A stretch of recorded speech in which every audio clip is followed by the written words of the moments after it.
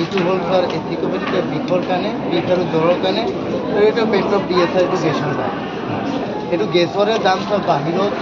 190 rupees আছে পাঁচটা দাম ষ্টিপ আমাৰ ইয়াত মাত্ৰ 22 টকা আৰু এইটো হ'ল এথিকোপেডিক বিষৰ কাৰণে ইয়াৰে দাম 90 ৰুপিজ 120 ৰুপিজ আছে কিন্তু আমাৰ ইয়াত মাত্ৰ 10 টকা 10টা টেবলেট আৰু চেনিটাৰী পেড এটা চাওক বিশ্বজি দেখুন 10টা টেবলেট 10টা বহুত সস্তাত পাইছে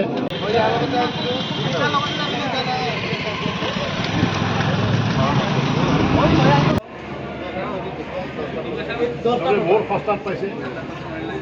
হা পাইছে নাই এইখন দোকান হোৱাৰ কাৰণে ভাল হৈছে নাই ৰাইজৰ সুবিধা হৈছে নাই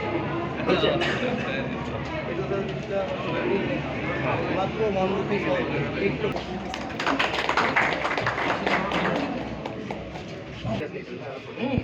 এই যে 300 পুরা আছে 10 মিকান 40 এই যে 300 দিয়া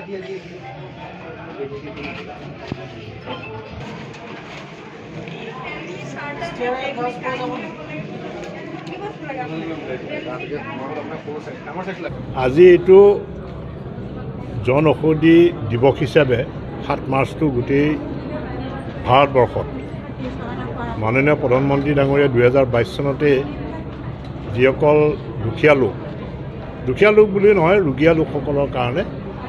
খুব কম দামত এটা ব্ৰেণ্ডেড মেডিচিন প্ৰত্যেকখন ডিষ্ট্ৰিক্ট হস্পিটেলত এইটো আৰম্ভ হৈছে আৰু ইতিমধ্যে গোটেই ভাৰতবৰ্ষত প্ৰায় 10,000 এনেকুৱা চেণ্টাৰ আছে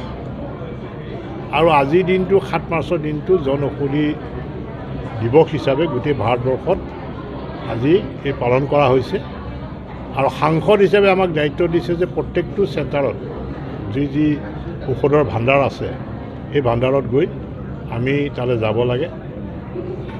ৰোগী লোকসকলৰ লগত আমি এটা ইণ্টাৰেকশ্যন হ'ব লাগে এটা এৱাৰনেছ হ'ব লাগে আৰু সেই উপলক্ষে আজি বিশ্বনাথ জিলা হস্পিটেলখনত মোৰ দায়িত্ব দিলে মোক তাৰ পৰা নিৰ্দেশ দিলে মাননীয় আমাৰ স্বাস্থ্যমন্ত্ৰী ডাঙৰীয়াই তেখেতে VC এখন কৰিছিলে যোৱা পৰহি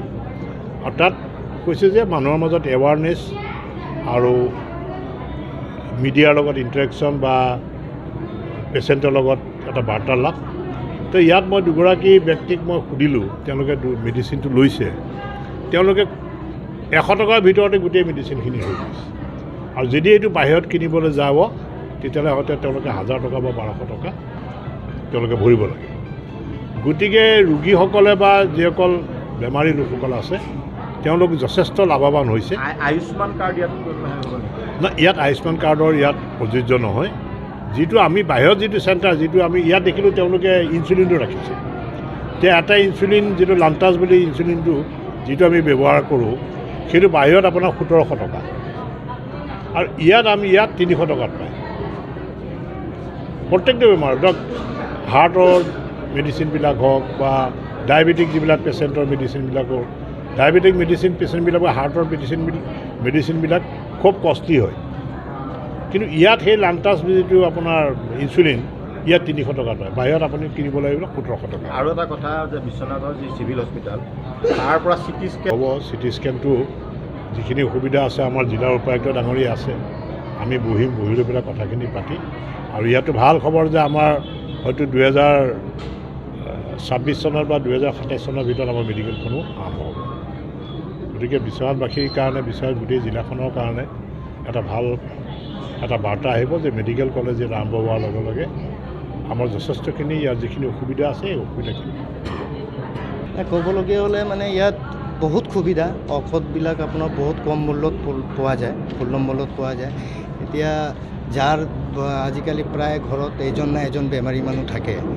তো যাৰ 10,000 5,000 মাহত যিটো বাজেট আছিলে এতিয়া আমাৰ ইয়াত যদি আহে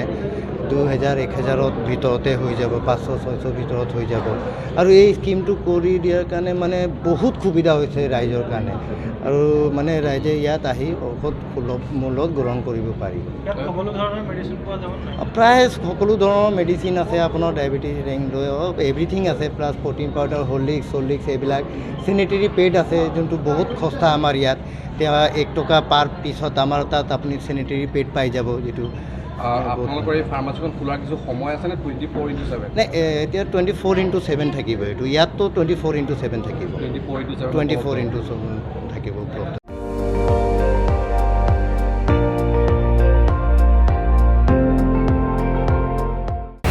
আপুনি চাই আছে ND24